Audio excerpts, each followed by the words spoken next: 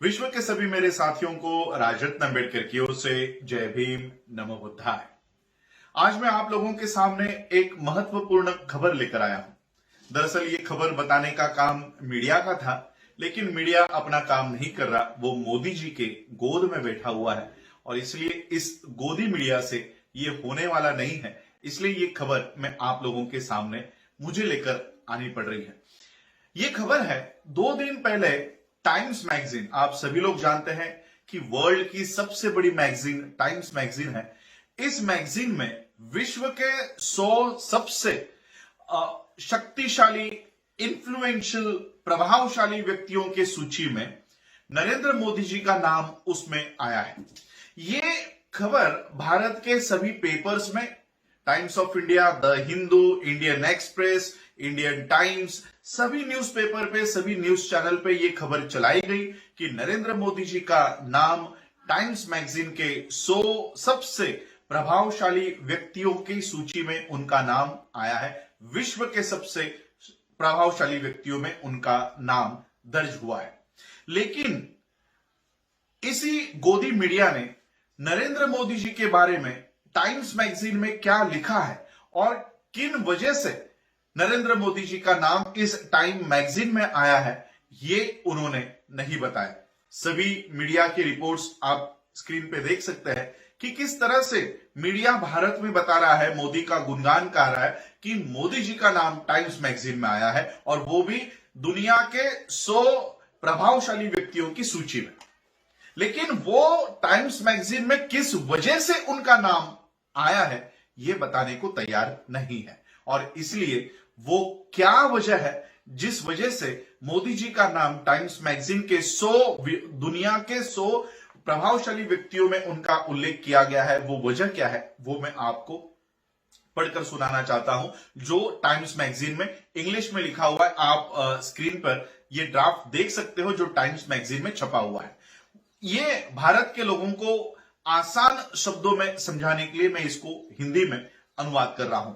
ये टेक्स्ट कहता है, ये जो सारा लिखा हुआ है वो कहता है कि लोकतंत्र की चाबी, लोकतंत्र की कीज, लोकतंत्र की चाबी हकीकत में मुक्त चुनाव में नहीं होती, फ्री इलेक्शन में नहीं होती। जिन लोगों को सबसे ज्यादा वोट मिलते हैं वो यही कहते हैं।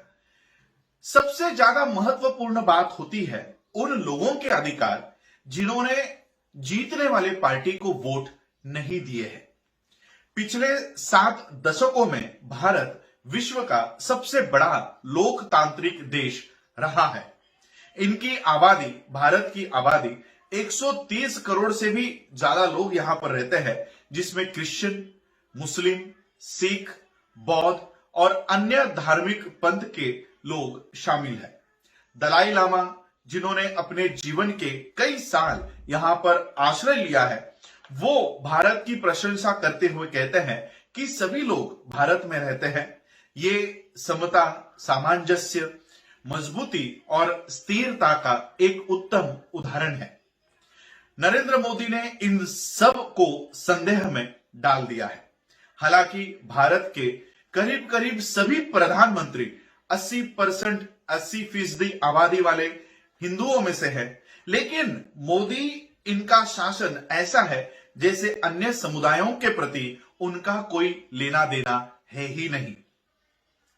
पहले वो सशक्तिकरण के लुभाने वाले वादों के ऊपर चुनाव जीते।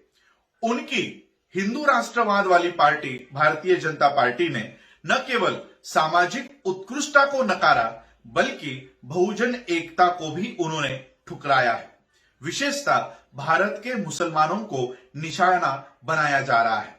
महामारी की इन घड़ियों में दम घोटने वाले मतभेद खुली ओर से दर्शाए जा रहे हैं।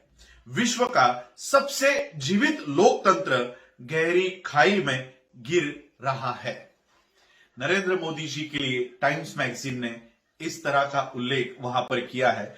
कोई भी भारत का मीडिया, चाहे वो टाइम्स ऑफ इंडिया हो, इंडियन एक्सप्रेस हो, द हिंदू हो, इकोनॉमिक टाइम्स हो, टीवी मीडिया आज तक हो, जी न्यूज हो, रिपब्लिक टीवी हो, कोई भी ये टेक्स्ट आप लोगों के सामने नहीं लेकर आएगा।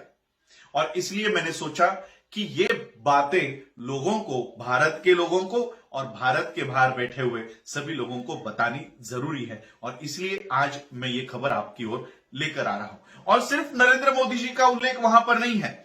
इन 100 प्रभावशाली व्यक्तियों में राष्ट्रीय दादी, जिनको हम राष्ट्रीय दादी के नाम से जानते हैं, मुझे उनका नाम पता नहीं था, टाइम्स मैगजीन के वजह से उनका नाम पता चल गया, जिनके साथ मैंने कई बार स्टेज साझा किया हुआ है। ये कलकत्ता का फोटो सीए के विरोध में हम लोग जो विरोध दर्शा रहे थे वहां का है। दादी जी का भी उल्लेख यहां पर है। 80 साल से भी ऊपर दादी, उनका उल्लेख किया गया है कि आपने खून के आखिरी कतरे तक भारत के संविधान को और भारत के लोकतंत्र को बचाने के लिए वो ये लगाएंगी। और इसलिए दादी का उल्लेख भी प्रभावशाली व्यक्तियों में हुआ है। ये सिर्फ दादी का उल्लेख नहीं है, ये हर उस व्यक्ति का उल्लेख इस टाइम्स मैगजीन में यहां पर है जो लोकतंत्र को बचाने की इस मुहिम में जुड़ा हुआ है। सीए हो, एनआरसी हो, एनपीआर हो, लोकतंत्र को, संविधान को बचाने की बात हो, ये हर उस व्यक्ति का गौरव टाइम्स मैगजीन में हुआ है। प्रधानमंत्री का इस टाइम्स मैगजीन में जो गौरव आप लोग कह सकते हो, मोदी भक्त कह सकते हैं। मोदी भक्तों ने तो पिछली बार भी जब टाइम्स मैगजीन में, जैसे आप यहां देख रहे हो, डिवाइडर इन चीफ जब उनको बताया गया, डिवाइडर का मतलब भी इनको पता नहीं होता, इन्होंने कई सारे बैनर लगा दिए कि मोदी जी का अभिनंदन, की टाइम्स मैगजीन में उनका उल्लेख डिवाइडर इन चीफ हुआ है। डिवाइडर का मतलब होता है जो भारत का विभाजन करने के ऊपर तुला हुआ है। ऐसा विभाजक, जो मुख्य विभाजक है भारत का, ऐसा मोदी जी का उल्लेख टाइम्स मैगजीन में हुआ था। तो ये अब भी मोदी जी का गौरव कर रहे हैं कि मोदी जी का उल्लेख टाइम्स मैगजीन में हुआ है। दरअसल मोदी जी भारत की बदनामी पूरे विदेशों में कर रहे हैं। ये देश के लिए एक बहुत बड़ा घातक इंसान साबित हो रहे हैं। और वहीं पर हम जो भारत के लोकतंत्र को बचाने की मुहिम कर रहे हैं, भारत का मीडिया हमको कहीं नहीं बताता, कहीं हम लोगों को नहीं बताता, बल्कि इंडिया टीवी मुझे देशद्रोही कहता है, मुझे पाकिस्तान चले जाना चाहिए, ऐसा उन्होंने खबर चलवाई थी जब मैंने ये बात कही थी कि आरएसएस ये आतंकवादी संगठन है। ये जब मैंने बात कही थी तब उन्होंने मेरे खिलाफ इस तरह का मुहिम शुरू कर दिया था। लेकिन आज टाइम्स मैगजीन जैसी मैगजीन हमारे इन आंदोलनों को गौरव कर रहा है, उसके लिए मैं टाइम्स मैगजीन का धन्यवाद देता हूं। और ये बात जो आपको भारत का मीडिया नहीं बताएगा, ये मैं आपके सामने ला रहा हूं। आप लोगों ने मुझे सुना, उसके लिए आप सभी लोगों का आभार, धन्यवाद। जय भीम, जय भारत, जय बुद्ध। नेशनल दस्तक की आपसे गुजारिश है कि अगर इसको बचाना चाहते हैं तो नेशनल दस्तक को सब्सक्राइब करने के लिए रेड कलर के सब्सक्राइब बटन को दबाएं, फिर बेल आइकन की घंटी दबाएं। नेशनल दस्तक को बचाने के लिए बहुत जरूरी है कि हर खबर को शेयर करें, लाइक करें, कमेंट जरूर करें।